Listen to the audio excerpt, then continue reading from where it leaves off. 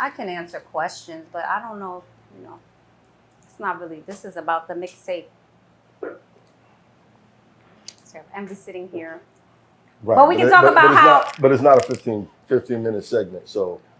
So you're going to ask me some questions? I am going to ask you some questions because you're so proactive on my phone line. I'd definitely like to bring up a couple things. What do you mean I'm proactive on your phone line? If this was a man that said this, then, you know, the whole world would be looking at it differently. I do my due diligence when it comes to you guys with a platform that are out here covering, you know what I'm saying, hip hop. Don't I call you when I have an issue with anything that, which is not as much as you, because you already know that interview. I was like, come on now, y'all don't have no women up there, and y'all talking about that specific issue.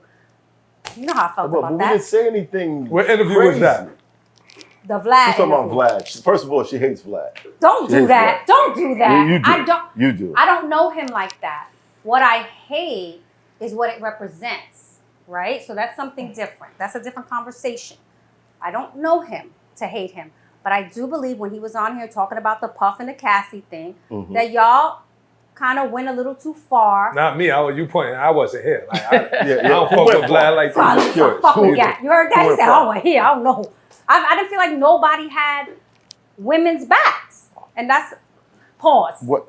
No, it's not a pause. It's not a pause. We would love to have the women's back. I would love to have the women's back. That's not a pause. That's not a pause, Kim. Whatever. You know what I'm saying. I gotta watch what I say. Never mind. This is about the mixtape. This is about Taylor tape. Let me shut up.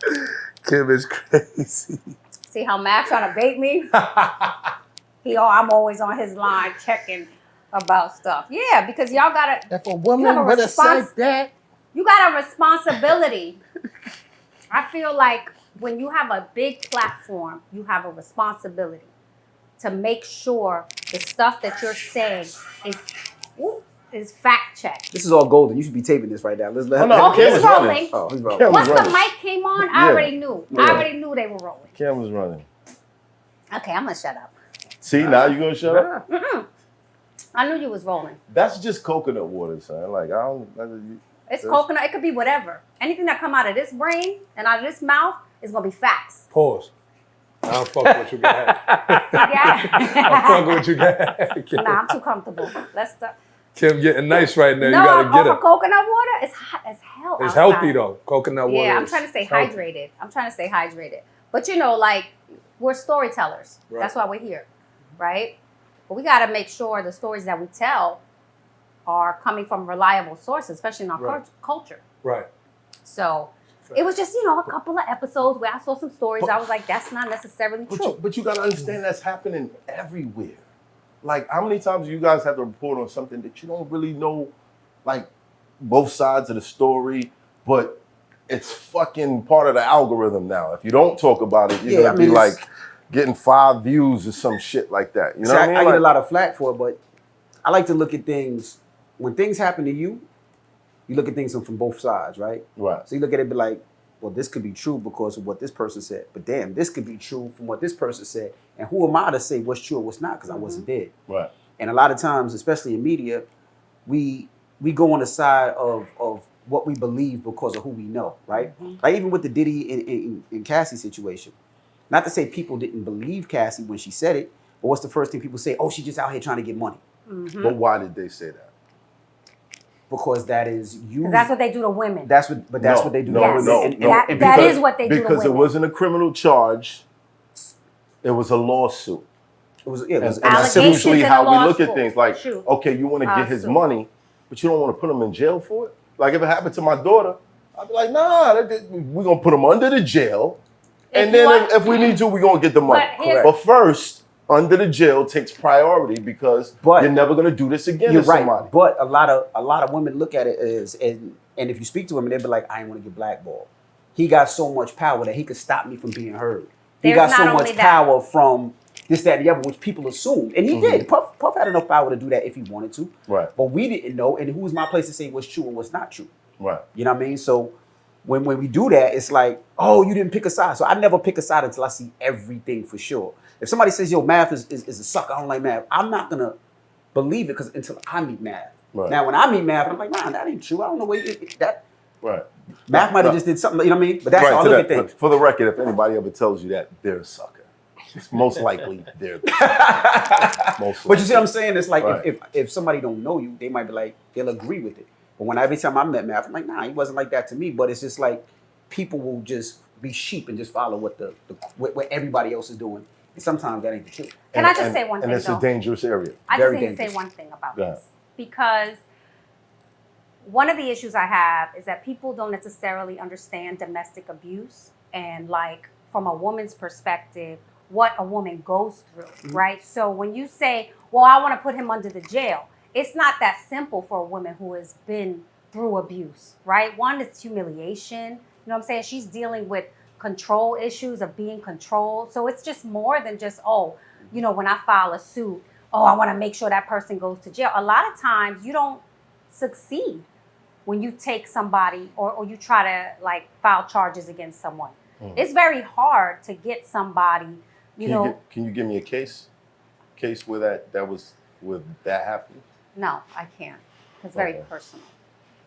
You know what I'm saying? Right. But I have experience in that same situation of going to the authorities about domestic abuse and knowing what I had to go through as someone who has an education, who went to law school, and I'm sitting there and they make you feel like shit.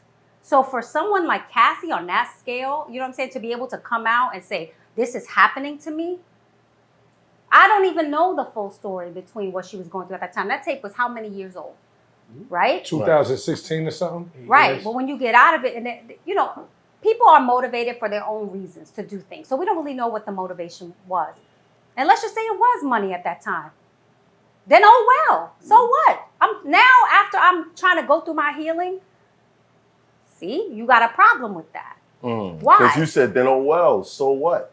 But I'm saying, does the motivation really matter at that point?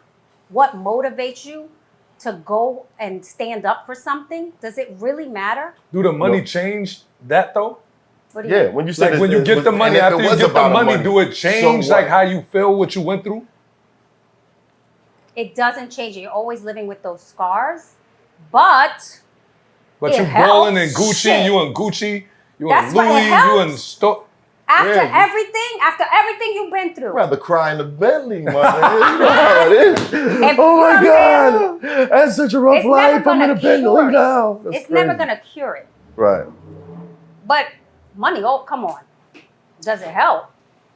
Do I want the scars and be broke too? Or would I rather have the scars and be good? Is that really a question? All right, so when you say that, I gotta wonder, how do we, as the public, differentiate the people who have the scars and the people who's just after the money now? Since you said so okay. How do we figure out who's after the bag and who got the scars? I think you have to, I think you have to do your research. I think we should be sensitive to people when they file these allegations, right? I think we should read the cases. Like when I read that case, I was like, and again, I had a different perspective because the lawyer who represented her represented me. So I know how they get down. I know when they put in something, as an allegation that they're going to take that to court, they're going to back it up. So I kind of felt like they were credible in their suit and how they were making sure whatever they put on that, they were going to be able to prove. So, I was able to read it and be like, well, damn, I believed it when I read it. I did. A lot of people didn't. Had it been a man making these allegations, would you have believed it? If it was the same situation, yes. When I saw the Michael Rainey stuff last week or whenever it was, right? We're not comparing Michael Rainey. Come on, wait a minute. We're not about to do that. It's Hoffa, trapper turn smack rapper. Only smack rapper that you know is smack rapper.